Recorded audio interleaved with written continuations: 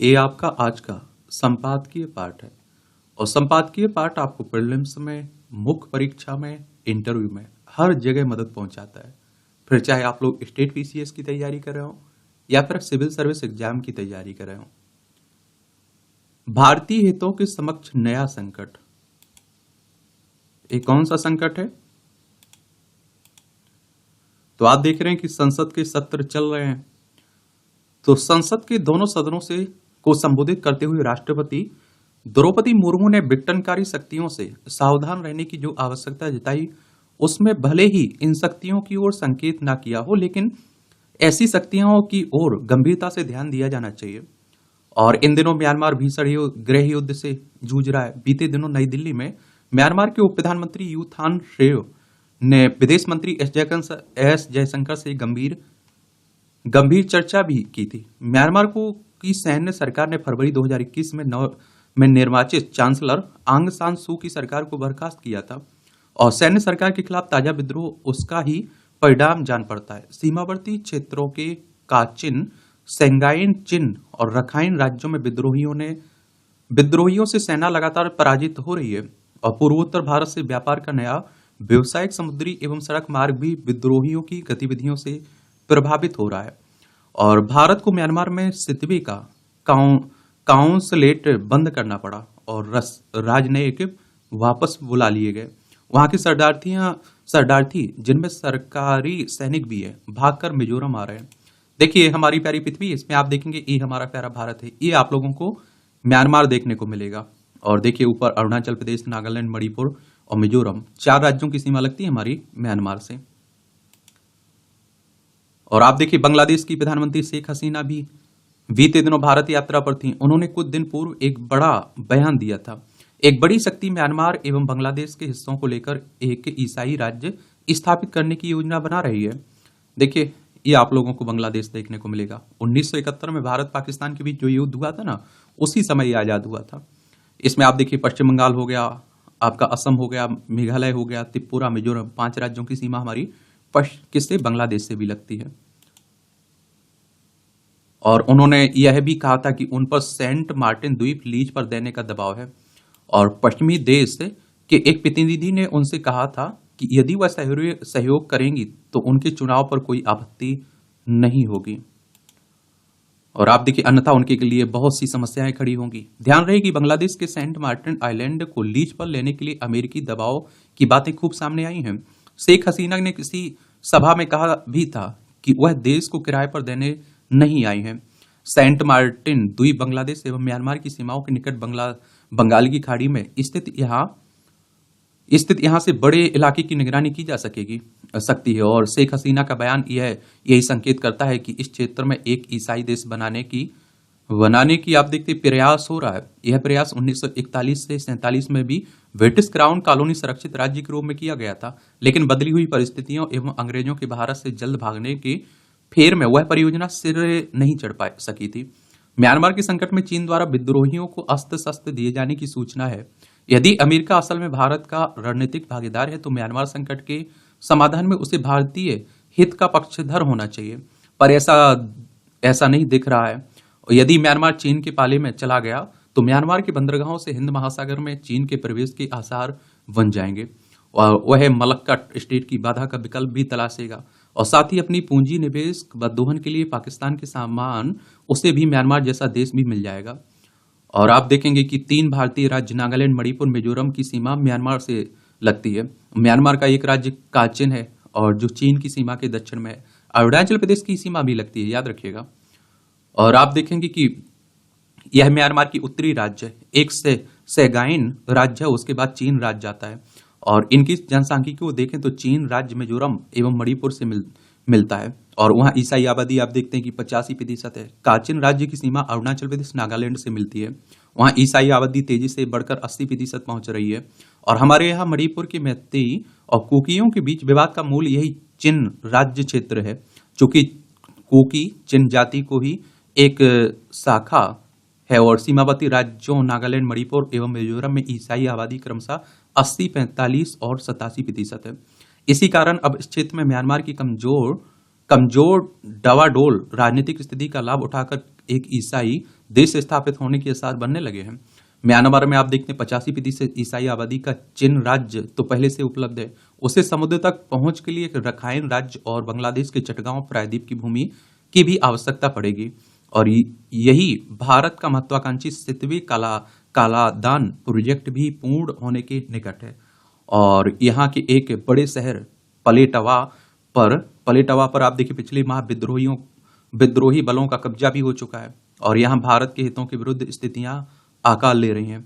जो लोग इस क्षेत्र में एक ईसाई राज्य के रणनीतिकार हैं, उनकी जानकारी में बेटेस योजना निश्चय ही है। और कमजोर होता म्यांमार गृह युद्ध की स्थिति में अपनी मुख्य भूमि को सुरक्षित करने में ही अपने संसाधन लगाएगा और हमारी सीमा से जुड़े म्यांमार के ईसाई क्षेत्रों पर उनकी सत्ता का कमजोर होना हमारे लिए एक बड़ा संकट खड़ा कर रहा है। और चिंता का सबसे बड़ा कारण यह है कि इस बिंदु पर आकर पश्चिमी लाबी और ईसाई मिशनरियों के हित तो सद रहे हैं, लेकिन इसकी तपिश हमें झेलनी पड़ेगी।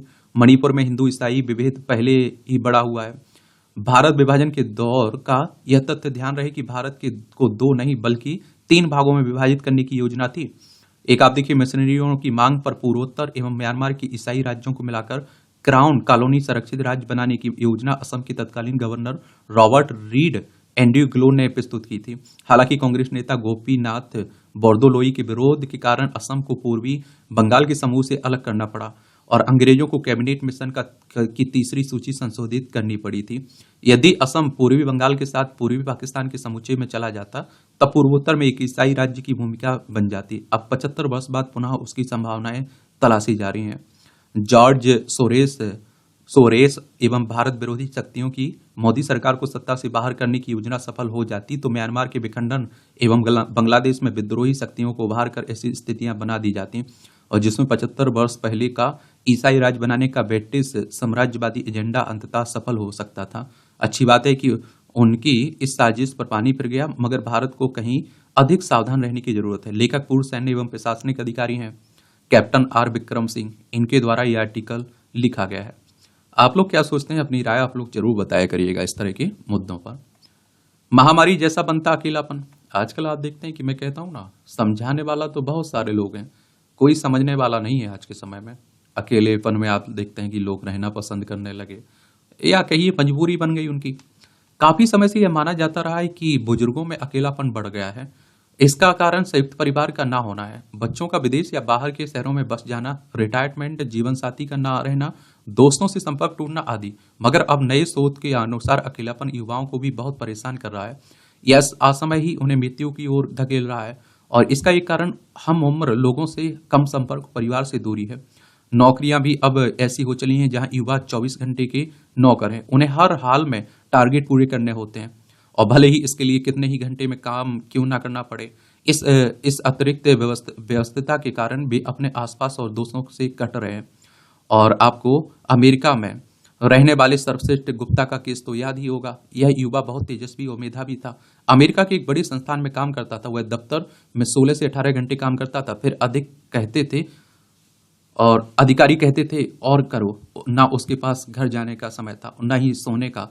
तब परिवार और दोस्तों के लिए समय कहां से आता। एक दिन इस युवा ने जिंदगी से हार मान ली और जिसके लिए 16 से 18 घंटे काम किया, उन्हें क्या फर्क पड़ा, उसकी जगह कोई और आ गया। और विशेषज्ञ कहते हैं कि अपनों से कट जाने का मतलब एक तरह की असामयिक मृत्यु है और अकेलापन धूमपान करने से भी अधिक खतरनाक है। कुछ दिन पहले विश्व स्वास्थ्य संगठन ने बढ़ते अकेलेपन पर चिंता व्यक्त प्रकट की थी और उसके अनुसार अकेलापन दुनिया में महामारी की तरह फैल रहा है। डॉक्टरों का कहना है कि अकेलेपन के कारण लोगों को नींद नहीं आती, उन्हें तरह तरह की समस्याएं होती, अवसाद, डिप्रेशन, एंजाइटी बढ़ता है, प्रतिरोधक प्रणाली कमजोर हो जाती है, मानसिक स्वास्थ्य कमजोर हो जाता है, दिल की बीमारियों के खतरे बढ़ जाते हैं और तरह तरह के रोग घेर लेते हैं। और एक बात और आपको यहाँ बता दूं कि WHO की बात करें तो वर्ल्ड हेल्थ ऑर्गेनाइजेशन की बात हो रही है। इसकी स्थापना 7 अप्रैल 1948 में हुई थी। 7 अप्रैल को आप लोग विश्व स्वास्थ्य दिवस मनाते हैं। जेनेवा, स्विट्जरलैंड में इसका हेडक्वार्टर देखने को मिलेगा। और अकेलापन किसी गंभीर बीमारी जैसा ही खतरनाक है। अकेलापन हमारी भावनाओं पर आघात करता है और हमें हमेशा दुखी रखता है और दुखी होने से चिंता और तनाव बढ़ता है और यह जीवन की कठिनाइयों को बढ़ाता है। और रही सही कसर आप देखते हैं कि इंटरनेट मीडिया से ने पूरी कर दी है। युवाओं को दफ्तर के कामकाज से जो समय बचता है उसे वे इंटरनेट मीडिया पर खर्च करते हैं। इंटरनेट मीडिया भी तरह तरह की प्रतिस्पर्धा से भरा है। किसको कितनी रीच लाइक्स मिले हैं यह एक चिंता का विषय बन जाता है। और अकेलेपन के जो कारण बताए जाते हैं उनमें बेरोजगारी और कम आय भी महत्वपूर्ण है। जो लोग नौकरी या अन्य किसी कारण अकेले रहते हैं उनका अकेलापन भी बढ़ता है। और गंभीर बीमारियों से ग्रस्त लोग भी अकेलेपन का शिकार होते हैं। बहुत से सामाजिक दबाव भी इसे बढ़ाते हैं। विशेषज्ञों का कहना है कि अकेलेपन की समस्या से समय रहते निपटा जाना चाहिए और इसके लिए ऐसी आदतें डाली जानी चाहिए जो किसी को अकेला ना रहने दे। अकेलेपन को दूर करने के लिए लोगों से मिलें जुलें, दोस्ती बढ़ाएं, एक दूसरे के सुख दुख का हिस्सा बने। सामाजिक कार्यों में बढ़ चढ़कर हिस्सा लेने से भी जीवन सार्थक लगता है और इसलिए इनसे भी जुड़ना चाहिए। दोस्तों या परिवार के अन्य सदस्यों के साथ बाजार जाएं, दूसरों के अनुभव से सीखें और आप देखेंगे यदि समय हो तो किसी अभिरुचि को पूरा कर सकें और बहुत से शौक अपनाए जा सकेंगे। और आप देखेंगे बागवानी हो गए, पेंटिंग और संगीत भी अकेलेपन आप देखते हैं कि अकेलेपन को दूर करने में बहुत मदद करते हैं। संगीत सुनना, संगीत सीखना दोनों उपयोगी है। योग और व्यायाम से न केवल अकेलापन को दूर किया जा सकता है बल्कि स्वास्थ्य को भी अच्छा रखा जा सकता है। इन दोनों कहा जाता है कि युवाओं में पढ़ने की आदत कम होती जा रही है जबकि कोई अच्छी किताब हमारी सबसे अच्छी साथी होती है। मनपसंद किताब कभी अकेला नहीं रहने देती है। प्रकृति के साथ रहना भी हमारे अवसाद को कम करता है और हमें बहुत सी चिंताओं से मुक्ति दिलाता है। सबसे प्रमुख तो हमारा परिवार ही है।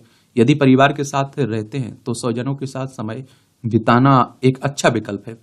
दूर रहते हैं तो मोबाइल ने यह सुविधा प्रदान की है कि हम कभी भी परिवार के सदस्यों से बात कर सकते हैं। आज की तकनीक भले ही हमें बहुत आकर्षित करती हो लेकिन यह मानवीय संबंधों का रूप कभी नहीं ले सकती है।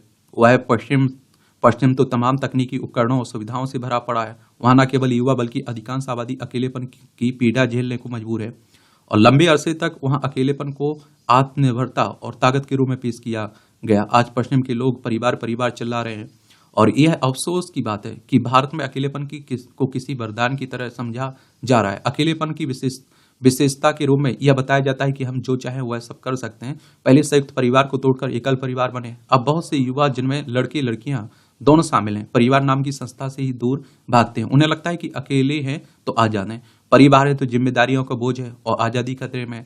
थोड़े दिनों तक तो यह सोच बहुत अच्छा लग सकता है मगर एक वक्त के बाद यह लगने लगता है कि हमारा कोई नहीं है। जब तक यह बात समझ आती है कि शेयरिंग और केयरिंग की ही सिक्के के दो पहलू हैं तब तक कई बार देर हो चुकी होती। लेखिका साहित्यकार हैं इच्छामा शर्मा, इनके द्वारा ये आर्टिकल लिखा गया और इस तरह की समस्या पूरी दुनिया में है। आप देखिए अपने आसपास ही देख लीजिए, बहुत सारे लोग आपको मिल जाएंगे। सुख और दुख, सुख दुख जीवन का अभिन्न अनुभूति है जो व्यक्ति वस्तु एवं समय की सापेक्ष होती है। कोई किसी घटना से सुखी होता है तो दूसरा उससे दुखी होता है। वस्तुतः सुख या दुख की निरंतरता नहीं रहती है, यह प्रतिपल बदलती है। हम कष्टों से पलायन कर स्वयं अपने सुखों से दूर होते चले जाते हैं। सुख व्यक्ति के अहंकार की परीक्षा लेता है जबकि दुख व्यक्ति के धैर्य की। इसलिए सदैव स्मरण रहे कि सुख में कभी अहंकार ना घर करने पाए और दुख में जीवन से कभी मोहभंग ना हो। और सुख और दुख रूपी जीवन की दो परीक्षाओं में उत्तीर्ण व्यक्ति का जीवन ही एक सार्थक जीवन है। महात्मा गांधी ने कहा है कि खुशी तब मिलती है जब आप जो सोचते हैं, जो कहते हैं, जो करते हैं उसमें समानता हो।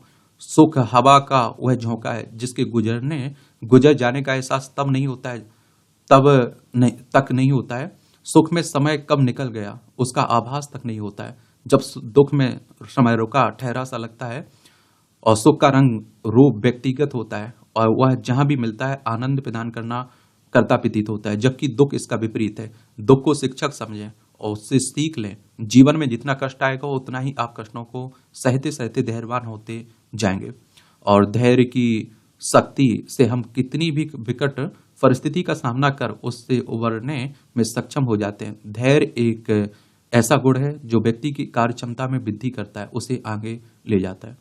तनाव एवं समस्याएं ही हमारे मन को जागृत रखती हैं और जीवन में विभिन्न समस्याओं के समाधान खोजते समय ही हमारा वास्तविक क्षमताओं से परिचय होता है और इसी प्रक्रिया में ही हमारी व्यक्तित्व निखरता है। जैसे सोने में खोट मिलाए बिना आभूषण नहीं बनते, उसी प्रकार समस्याओं को सुलझाने की अग्नि परीक्षा के बिना हमारे व्यक्तित्व का आभूषण नहीं आकार ले पाता है। बड़ा दिलचस्प आर्टिकल लिखा जाता है। निर्माण कार्यों की गुणवत्ता। चंद दिनों पहले लू से झुलसती दिल्ली अब बारिश के कारण बेहाल है। यह स्थिति इसलिए बनी क्योंकि कम समय में कहीं अधिक बरसात हो गई। इसके चलते जगह जगह जल भराव होने से जल जीवन तो अस्त व्यस्त हुआ ही है। दिल्ली एयरपोर्ट के एक हिस्से की छत गिर जाने से एक व्यक्ति की जान भी चली गई और इस घटना को लेकर आरोप प्रत्यारोप का सिलसिला शुरू हो गया, जो हमारे देश में होता है अक्सर। इसकी कोई आवश्यकता नहीं थी। आवश्यकता तो उन कारणों का निवारण करने की है जिनके चलते जगह जगह पर जल भराव के साथ एयरपोर्ट पर हादसा हुआ है। अत्यधिक बरसात के कारण जो स्थिति दिल्ली में बनी, वैसी देश दुनिया के अन्य शहरों में भी रह रहकर बनती ही रहती है। कुछ समय पहले आधारभूत ढांचे की दृष्टि से कहीं अधिक उन्नत शहर दुबई सामान्य से अधिक बरसात के चलते पानी पानी हो गया था। पिछले कुछ वर्षों में अपने देश में भी अत्यधिक बरसात के चलते बेहतर आधारभूत ढांचे वाले शहर भी गंभीर समस्याओं से घिरते रहे हैं। और अब जब जलवायु परिवर्तन के कारण मौसम में अप्रत्याशित बदलाव एक यथार्थ है, तब यह समझा जाए कि इस बदलाव जनित समस्याओं पर राजनीतिक तू में से किसी को कुछ होने वाला नहीं है। मौसम में अप्रत्याशित बदलाव के कारण भीषण गर्मी अथवा ठंड के चलते जो समस्याएं सामने आ रही हैं, उनका सामना आसान नहीं है, लेकिन कम से कम ऐसे उपाय तो किए ही जा सकते हैं और जिससे अत्यधिक बरसात जनित समस्याओं से पार पाया जा सके। और यह तभी संभव हो सकेगा जब सरकारें दूरगामी उपायों पर ध्यान केंद्रित करेंगी और आम जनता भी अपने हिस्से की जिम्मेदारी का निर्वहन करने के लिए तैयार रहेगी। और जब भी कहीं आवश्यकता से अधिक बरसात हो जाती है तो आधारभूत ढांचे की पोल खुल जाती है। स्थिति यह है कि 1-2 वर्ष पहले किए गए निर्माण कार्यों की गुणवत्ता को लेकर भी गंभीर सवाल खड़े हो जाते हैं। इन सवालों को लेकर राजनीतिक दल एक दूसरे को ऐसे घेरने लगते हैं जैसे उनके दल द्वारा शासित राज्य सरकारों उनकी एजेंसियों की ओर से कराए गए निर्माण कार्यों की गुणवत्ता उत्कृष्ट कोटि की साबित हो रही है। इस सच से मुंह मोड़ने का कोई मतलब नहीं है कि चाहे राज्य सरकार की एजेंसियों की ओर से किए गए निर्माण कार्य हों या फिर केंद्र सरकार की एजेंसियों की उनकी गुणवत्ता कसौटी पर खरी नहीं उतरती। और आप देखिए अपने देश में जैसे नई बड़ी सड़कें रह रहकर धंसती रहती हैं, वैसे ही नए बने पुल भी गिरते रहते हैं। देश भर में सड़कों, पुलों, रेल, बस स्टेशनों, हवाई अड्डों आदि का निर्माण तो तेजी से हो रहा है, लेकिन क्या उनके निर्माण मानकों पर खरे उतर पा रहे हैं एक तरह से। उचित यह होगा कि केंद्र सरकार के साथ राज्य सरकारी भी यह देखें कि उनकी ओर से जिस भी आधारभूत ढांचे का निर्माण कराया जा रहा है उसकी गुणवत्ता से कोई समझौता तो नहीं हो रहा है। कहने का मतलब उसमें कोई घपलेबाजी तो नहीं हो रही है। बिहार में देखिए आए दिन आप लोग सुनते रहते हैं ना कि ये पुल गिर गया, वो पुल गिर गया। लेवी पर लगे रोक। नक्सलवाद दंश झेल रहे झारखंड में दशकों से आतंक के कारण विकास और जनजीवन प्रभावित हो रहा है। नक्सलियों को पनाह देने में उनके संरक्षकों की भी भूमिका रही है। वहीं इस बात से भी इंकार नहीं किया जा सकता है कि पूर्व के वर्षों में नक्सलियों से निपटने के हमारे प्रयास में कमियां रही हैं। इसके पीछे संसाधनों की कमी से लेकर राजनीतिक संरक्षण और कई अन्य कारक भी जिम्मेदार रहे हैं। लंबे समय से नक्सली सिद्धांत की लड़ाई छोड़कर बंदूक के जोर पर लेवी वसूलने को ही अपना एकमात्र ध्येय मानते हैं और जब वह सिद्धांत की बात करते हैं तब भी इसके लिए चुना गया हिंसा का रास्ता कहीं से भी सही नहीं था। और हाल के वर्षों में प्रभावी कार्रवाई कर झारखंड में नक्सलियों की नकेल कसी गई है और लेकिन इसे अनवरत जारी रखने की जरूरत है ताकि नक्सली फिर से सिर नहीं उठा सकें। नक्सल प्रभावित क्षेत्रों में व्यवसाय करने वाले व्यवसायियों व कोयला क्षेत्र में ट्रांसपोर्टिंग कर रहे ट्रांसपोर्टर तथा ठेकेदार अक्सर इस कारण जांच एजेंसियों के निशाने पर आते रहे। और एनआईए ने गुरुवार को पश्चिमी सिंहभूम नेशनल इन्वेस्टिगेशन एजेंसी की बात हो रही, पश्चिमी सिंहभूम के मनोहरपुर में एक ईंट भट्टा कारोबारी के यहाँ टेंडर फंडिंग मामले में छापेमारी की और उसके 1 करोड़ के इनामी नक्सली मिसिर वेसरा तकलीबी पहुंचने में भूमिका निभाने की बात सामने आ रही है। पूर्व में भी रामगढ़, हजारीबाग, चतरा, लातेहार आदि स्थानों पर ऐसे मामले सामने आए हैं। नक्सलियों के मददगार सफेद पोष लोगों पर भी कड़ी कार्रवाई जरूरी है क्योंकि वह नक्सलियों को और तंत्र को मजबूत बनाते हैं, मजबूत कर देशद्रोह का काम कर रहे हैं। अब आप कहोगे कि ये नक्सल होता क्या है, इसके बारे में भी पढ़ लीजिए आप लोग। देखिए नक्सली हमारे ही देश के लोग हैं, ये आपको मालूम होना चाहिए। नक्सलवाद शब्द की उत्पत्ति पश्चिम बंगाल के नक्सलवाड़ी गांव से हुई थी। भारतीय कम्युनिस्ट पार्टी के नेता चारू मजूमदार कानू सन्याल ने 1967 में सत्ता के खिलाफ एक सशक्त आंदोलन शुरू किया था। मजूमदार चीन के कम्युनिस्ट नेता माओ से तुंग के बड़े प्रशंसक थे। इसी कारण नक्सलवाद को माओवाद भी कहा जाता है। ये समाचार पत्र पढ़ने की अच्छी पहल, तो समाचार पत्र पढ़ना अच्छी आदतों में शामिल है। यह आदत इतनी सुलभ और सस्ती होती है कि कोई भी इसे आसानी से अपना सकता है। समाचार पत्र की यह खासियत है कि इसमें हर वर्ग के लिए कुछ ना कुछ जरूर होता है और आप जिस दिन से इसे पढ़ना शुरू कर देते हैं उसी दिन से लाभ दिखने लगते हैं। परंतु दुखद यह है कि इस डिजिटल युग में खासकर बच्चों को पढ़ने की आदत कम हो गई है। इसी को देखते हुए केरल की state council of education and training ने एक बेहतर पहल के तहत विदेश के सभी स्कूलों की हर क्लास में बच्चों को मुफ्त में समाचार पत्र उपलब्ध कराने का निर्णय लिया है और इस पाठ्यक्रम में क्लास शुरू होने के पहले बच्चों को समाचार पत्र पढ़ना होगा। सप्ताह में एक बार 6 दिन पढ़ी खबरों की प्रतियोगिता होगी। ड्राइंग, पेंटिंग, चित्र देखकर खबर लिखना, खबर पढ़कर चित्र बनाना, एक छोटा सा समाचार पत्र तैयार करना जैसे मजेदार गतिविधियों के साथ बच्चों को समाचार पत्र पढ़ने के प्रति जागृत करना इस पहल का उद्देश्य है। रोजाना समाचार पत्र पढ़ने से बच्चों में पढ़ने की आदत भी विकसित होती है। आजकल लगभग सभी प्रतियोगी परीक्षाओं में समसामयिक प्रश्न अधिक पूछे जाते हैं। करंट अफेयर्स की घटनाएं, जो करंट की घटनाएं रहती हैं, इन्हीं घटनाओं से अवगत रहने का सबसे विश्वसनीय स्रोत अखबार होते हैं। स्कॉटलैंड में हुई एक शोध के मुताबिक जो नियमित रूप से समाचार पत्र पढ़ते हैं उनका स्वास्थ्य समाचार पत्र नहीं पढ़ने वालों की तुलना में 20% बेहतर पाया गया। इसी शोध में यह बात सामने आई कि नियमित रूप से समाचार पत्र पढ़ने से तनाव के हार्मोन्स का स्तर कम रहता है। नियमित अखबार पढ़ने से बच्चों का मस्तिष्क सक्रिय रहता है। स्थानीय देश दुनिया, खेल, वित्त, जुर्म, पर्यटन, राजनीति आदि विविध क्षेत्रों की जानकारी का बड़ा स्रोत अखबार है। प्रत्येक अखबार में संपादकीय पृष्ठ पर विशेषज्ञ की राय होती है जो हर विषय के विभिन्न पहलू को उजागर करते हैं। और बचपन में आप देखिए अखबार पढ़ने की आदत बच्चों के भाषा ज्ञान में भी बढ़ोतरी करता है। साथ ही समाचार पत्र पढ़ने वाले किसी भी विषय पर अपनी बात अधिक मजबूती से रख पाते हैं।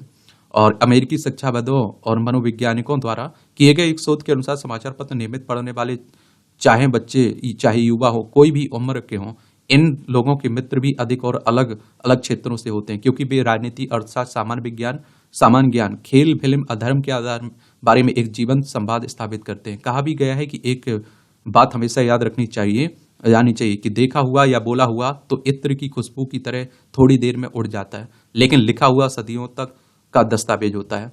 और आप लोगों से कहते हैं ना कि बहुत सारे लोग की वो लिख लिख कर याद करना चाहिए, और सही बात भी रहती है, तो उसी की बात हो रही। यहाँ भी कुछ टिप्पणियां रहती हैं, इन्हें भी देख लिया करिएगा आप लोग। इसकी पीडीएफ आपको टेलीग्राम पर डाल देता हूं, एजुकेशन सर्कल प्लेटफॉर्म है ना, तो वहां जाकर आप लोग देख सकते हैं। ठीक है,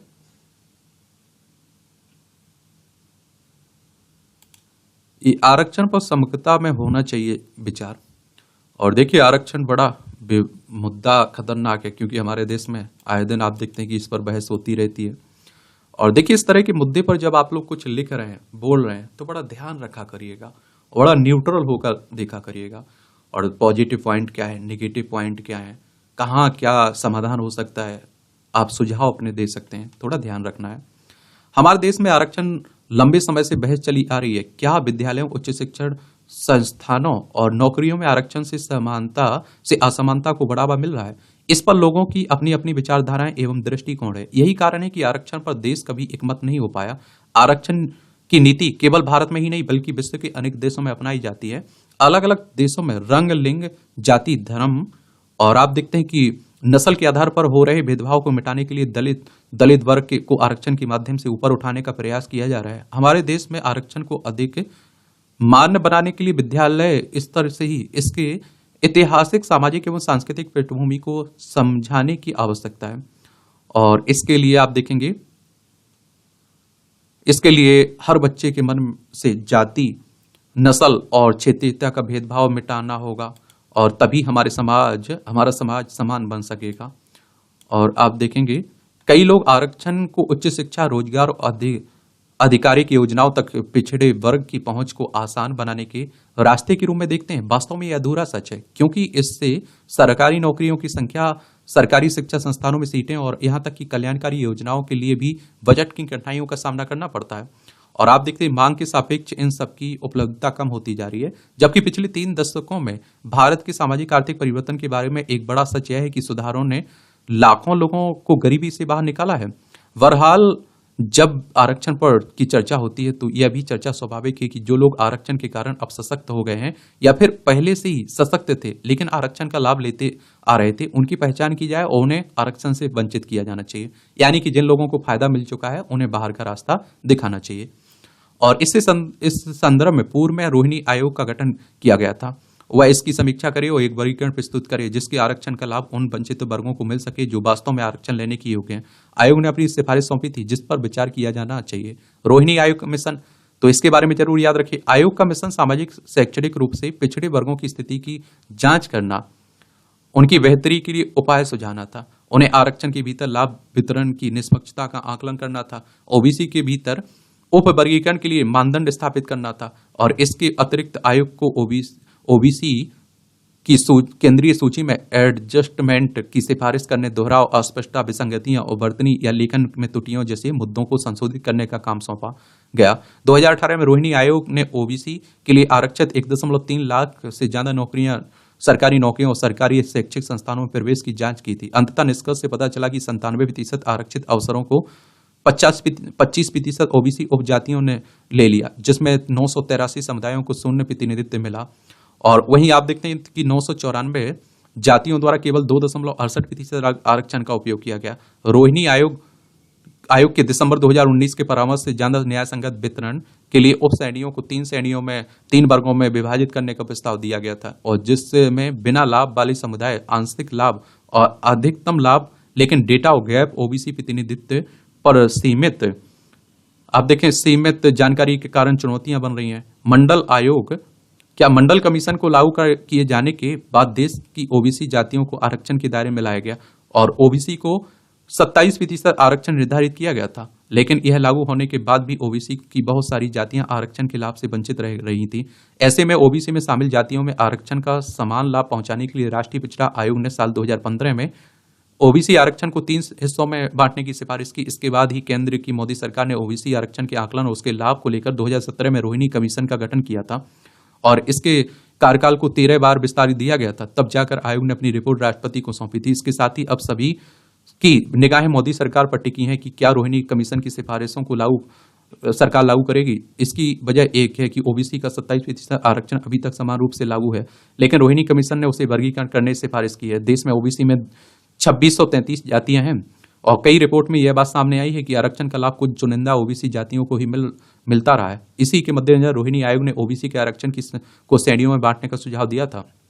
वस्तुतः आयोग ने ओबीसी आरक्षण के बंटवारे के लिए वर्गीकरण का सुझाव दिया, जिसमें उसमें 27% आरक्षण को 3 या फिर 4 हिस्सों में बांटकर ओबीसी की वंचित रहने वाली जातियों को लाभ के दायरे में लाया जाए और इसीलिए उन्होंने पहला सुझाव दिया कि ओबीसी को 3 हिस्सों में बांटा जाए और जिसमें आप देखिए आरक्षण के लाभ से वंचित रहने वाली जातियों को 10% आरक्षण दिया जाए, बाकी 17% हिस्से को 2 श्रेणियों में बांट दिया जाए। ओबीसी के आरक्षण को हिस्सों में बांटने की बात ऐसे में आवश्यकता है इस बात की है कि सरकार इस आयोग की सिफारिशों पर नए सिरे से विचार करे। ये आप देखेंगे संविधान की सामान्य समझ के प्रति जागरूकता। तो लोकसभा चुनाव प्रचार के दौरान कांग्रेस समेत अनेक विपक्षी दलों की ओर से सत्ता पक्ष पर संविधान को पूरी तरह से बदल देने का आरोप लगाया गया था और अनेक राजनीतिक विश्लेषकों का यह मानना भी है कि कई जगहों पर मतदाता इससे भ्रमित भी हुए और उन्होंने अपने मतदान का पैटर्न बदल दिया, परंतु वास्तविकता कहीं इससे इतर है, जिसे हमें समझना होगा कि यह भी सही है कि संविधान ऐसी चीज है जिसके बारे में सभी नागरिकों को जागरूकता दर्शानी चाहिए। वस्तुतः चुनाव में जीत हासिल करने वाले दल संपूर्ण राष्ट्र का प्रतिनिधित्व करता है और संविधान की प्रस्तावना में वर्णित हम भारत के लोग रूपी राष्ट्र की भावना का नेतृत्व करता है। लेकिन किसी भी दल द्वारा चुनाव में भ्रम फैलाकर समाज के किसी समूह को अपने लिए लामबंद करना न केवल संविधान के सर्वोच्च मूल्यों का अपमान है, बल्कि एक राष्ट्र के रूप में नागरिकों का भी असम्मान है। साथ ही भ्रम का माहौल बनाकर उसके आधार पर आप देखिए सफलता का प्रदर्शन करना यह वर्तमान एवं भविष्य का राष्ट्रीय एकता और अखंडता के लिए सुखद नहीं है। किसी समाज का बड़े स्तर पर भ्रम में आना संपूर्ण राष्ट्र के समक्ष कुछ ज्वलंत प्रश्न भी खड़े करता है। अब समूचा विश्व इंटरनेट मीडिया पर अलग अलग ढंग के भ्रम फैलाने में के सामाजिक दुष्परिणामों का सामना कर रहा है। ऐसे में यदि किसी देश के संवैधानिक लोकतंत्र के भागीदार ही संस्थागत ढंग से भ्रम फैलाना शुरू कर दें तो यह उस राष्ट्र समाज के लिए शुभ नहीं है। सत्ता पक्ष एवं विपक्ष दोनों को इस पर आत्मचिंतन करना चाहिए। एक बार भ्रम फैलाकर किसी लक्ष्य को प्राप्त करने में सफलता प्राप्त कर भी लिया जाए, परंतु क्या यह राष्ट्रीय हित में होगा? और जहां तक आप देखते हैं कि संविधान को बदलने की बात है तो यह स्वयं में एक असंभव कृत्य है। सर्वोच्च न्यायालय ने अलग अलग समय पर उपजे संविधानिक संकटों पर दिए अपने निर्णय में इस बात की स्पष्ट किया है कि संविधान में किसी भी संशोधन को करते समय संविधान की आधारभूत संरचना को नहीं बदला जा सकता है। संविधान में आधारभूत संरचना का नवाचारी विचार केशवानंद भारतीय मामले 1973 में आया, जिसमें कहा गया था संसद मूल अधिकारों को संशोधित करते समय संविधान की मूल संरचना को नहीं बदल सकती। सर्वोच्च न्यायालय ने मूल संरचना के अंतर्गत जिन विशेषताओं को रखा उसमें संविधान की सर्वोच्चता, संवैधानिक शक्तियों का पृथक्करण, पंथ निरपेक्षता, संप्रभुता आदि को रखा। यह सूची बहुत बड़ी है। इसका अर्थ यह है कि हुआ की मूल संरचना को नहीं बदला जा सकता है, ऐसे में मूल अधिकारों को भी सीमित नहीं किया जा सकता है। ऐसे में संपूर्ण संविधान को बदलने का प्रश्न ही नहीं खड़ा होता है। यदि इस बात की सामान्य जानकारी एवं समझ देश के नागरिकों को हो तो किसी भी ढंग के भ्रम को फैलाने से रोका जा सकता है। और आज आप देखते हैं कि आज भी देश की अधिकांश जनसंख्या कुछ विशेष समूह परिस्थिति जन्य ऐतिहासिक कारणों से साक्षर तो हैं लेकिन शिक्षित नहीं है। यह भी सत्य है कि साक्षर शिक्षित होना सूझबूझ समझ का अंतिम निर्धारण नहीं हो सकता है, लेकिन भ्रम फैलाने वालों की भीड़ का हिस्सा जरूर हो सकता है। ऐसे में देश की बनने वाली सरकार के समक्ष विकसित भारत का एक महत्वाकांक्षा लक्ष्य है, और लेकिन विकसित होने की राह में समाज का एक हिस्सा किसी भी राजनीतिक दल द्वारा फैलाए गए भ्रम का शिकार बने, और यह भारत जैसे जीवंत लोकतंत्र के लिए सुखद नहीं है। इसलिए जरूरी है कि समाज के सभी कमजोर समूहों तक संविधान की सामान्य समझ विकसित करने के लिए जन जागरूकता अभियान चलाया जाए। और हमारे देश में आप देखिए हर राजनीतिक पार्टी एक पे एक 11 है, हर कोई भ्रम फैलाता रहता है। और जो हमारे देश में देखिए चुनाव जीतना सबसे बड़ा मुद्दा रहता है, सबसे बड़ा टारगेट रहता है। इसके लिए जो भी हो सकता है वो करते हैं। आपकी क्या राय है इस पर? अपनी राय दीजिए। क्या मैं आपको 2 मिनट ले सकता हूं? चलिए खरी खरी तंज कसा जाता है। चलिए ये आप देखते हैं कि बिहार विधानसभा चुनाव बाजी मारने की तैयारी बिहार के संदर्भ में हो रहा है। पहाड़ बचाने संभालने का संघर्ष, तो पहाड़ों के साथ मानव का जीवन भी जुड़ा हुआ है। इसके लिए आज पहाड़ों को बचाने और उन्हें संभालने की आवश्यकता है, जिसके लिए सभी स्तरों पर काम करना आवश्यक है। बिल्कुल सही बात है ये तो, इसे भी देख लीजिए। तो आप देखेंगे कि प्रकृति और पर्यावरण संरचना में पहाड़ों की महत्वपूर्ण भूमिका है, और भौगोलिक दृष्टि से विचार करने पर हम पाते हैं कि उत्तर से दक्षिण और पूर्व से पश्चिम तक भारतवर्ष के सभी प्रदेशों में न्यूनाधिक पहाड़ हैं। ये पहाड़ भिन्न भिन्न रूपों में प्राकृतिक संतुलन के आधार हैं। कहीं कठोर चट्टानें, कहीं भुरभुरी मिट्टी, तो कहीं पत्थर और मिट्टी के मिश्रण वाले पहाड़ देखे जा सकते हैं। ऊंचे पहाड़ों से तेज हवाएं का टकराना, फिर मैदानों की ओर लौटना सर्दी, गर्मी और वर्षा के बीच संतुलन पैदा करता है। पहाड़ों के ऊपर भिन्न भिन्न प्रकार की वनस्पतियां, घने जंगल, विभिन्न प्रकार की औषधियां, इमारती लकड़ियां, फल एवं हरित क्षेत्र का फैलाव जीवन के लिए महत्वपूर्ण है। ध्यान रहे कि समय समय पर पहाड़ों पर गिरने वाली बर्फ और बारिश ही धीरे धीरे झरने और नदियों के रूप में अन्न, जल और फल प्रदान करता है। अतीत में जाकर विचार करने पर हम पाते हैं कि घने जंगल, पर्वत, उनमें बनी कंदराएं साधु, सन्यासियों, योगियों के लिए महत्वपूर्ण स्थान होते थे। ये लोग ध्यान साधना अथवा तत्व चिंतन के लिए पहाड़ों पर एकांतवास करते थे। उस समय उनकी दृष्टि पहाड़ों के दोहन की नहीं थी, अब तो वे पहाड़ों की पूजा करते हुए उनके सानिध्य में अथवा पर्वतों की गोद में जीवन के आनंद और तत्व चिंतन में लीन रहते थे।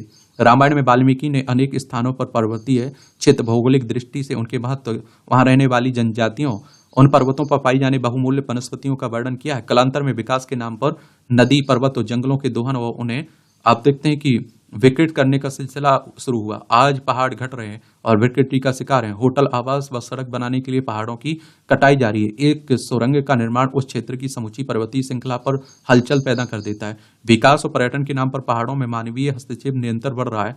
पहाड़ों में आप देखिए दुर्गम स्थानों पर पहुंचने के लिए सड़कों व सुरंगों का जाल बिछाया जा रहा है। परिणाम स्वरूप पहाड़ों के दरकने टूटने और लैंड स्लाइडिंग की घटनाएं निरंतर बढ़ रही हैं, और जिसमें प्रतिवर्ष हजारों लोग मौत का शिकार हो रहे हैं। उत्तराखंड और हिमाचल में इस प्रकार की घटनाएं तेजी से बढ़ रही। गाड़ियों का धुआं वहां की प्रकृति पर्यावरण को विकृत कर रहा है, और हमें पहाड़ों की प्रकृति और संस्कृति को समझना होगा। और जंगल की आग, तो उत्तराखंड के नैनीताल व अल्मोड़ा क्षेत्र में जहां एक ओर आबादी बढ़ रही है, वहीं दूसरी ओर अतिक्रमण व गंदगी भी खूब है। इस क्षेत्र में अनेक स्थानों पर जंगलों में आग लगी हुई है। इस आग में केवल जंगल ही नहीं जल रहे हैं, अपितु विभिन्न प्रकार की दुर्लभ वनस्पतियां भी जलकर राख हो गई। विभिन्न पशु पक्षियों के बसेरे छिन गए। जंगलों की आप देखिए आग में उपजाऊ सतह भी निरंतर जल रही है। बांज के घने जंगल पहाड़ों में जल स्रोत बनाते हैं। अब यह आग उन्हें भी समाप्त कर रही है। जलते पहाड़ों से पैदा होने वाली गर्मी ग्लोबल वार्मिंग की घंटी बजा रही है। क्या जंगल और पहाड़ों की स्थिति को लेकर हम अभी भी असंवेदनशील नहीं बने हुए हैं? पहाड़ निर्जीव नहीं है। हमें पहाड़ों के स्वभाव को समझना होगा, पहाड़ों में मानवीय हस्तक्षेप को कम करना होगा। पहाड़ों पर भिन्न भिन्न प्रकार के पेड़ वर्षा का कारण बनते हैं, लेकिन वहां पेड़ों की अंधाधुंध कटाई हो रही है और पेड़ों की कटाई से वर्षा में कमी आ रही है, जिसमें नदियों में जल का स्तर घट रहा है। शिमला, मनाली, नैनीताल, मसूरी आदि ऐसे विभिन्न पर्वतीय पर्यटक स्थल हैं जो किसी समय अद्भुत सौंदर्य से भरे होते थे, लेकिन आज इन पर्वतीय पर्यटक स्थलों पर होटल और घनी आबादी की भरमार है। पानी का संकट बढ़ रहा है, झरने सूख चुके हैं, आसपास की नदियों में जल का स्तर बहुत कम रह गया है और इससे वहां खेती किसानी के साथ साथ अर्थव्यवस्था भी प्रभावित हो रही है। इस वर्ष जहां मैदानी क्षेत्रों में गर्मी रिकॉर्ड तोड़ रही है, वहीं पहाड़ों में भी तापमान में बढ़ोतरी हुई है। लंबे समय से मौसम में अप्रत्याशित बदलाव आ रहे हैं। क्या यह प्रकृति पहाड़ों की प्रतिक्रिया नहीं है? एक जानकारी के अनुसार विगत 30 वर्षों में विश्व में 6.68 लाख हेक्टेयर जंगल काटे गए। कार्बन उत्सर्जन विभिन्न रूप में प्रदूषण बढ़ रहा है। क्या इसका असर पहाड़ों पर नहीं पड़ेगा? आज पहाड़ों में अनावश्यक हस्तक्षेप रोकने की आवश्यकता है। पहाड़ों की प्रकृति और उसके स्वरूप को देखकर ही वहां के लिए योजनाएं बनाई जाए और अधिक से अधिक पौधारोपण किया जाए। एक और बात बताऊं आपको, देखिए पर्यावरण के क्या प्रभाव और नुकसान पहुंचाने के क्या प्रभाव पड़ सकते हैं, कौन कौन सी समस्याओं को झेलना पड़ रहा है, देखना पड़ रहा है, किस तरह से समाधान हो सकता है, क्या सरकार की तरफ से, अंतर्राष्ट्रीय एजेंसियों की तरफ से क्या कदम उठाए जा रहे हैं, उन सब के बारे में एक सामान्य जानकारी जरूर रखिएगा।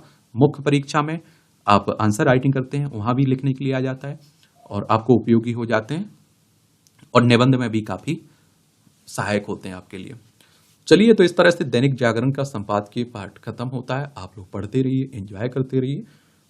मेरे लिए कोई सवाल हो, सुझाव हो तो आप लोग जरूर बताया करिएगा। धन्यवाद।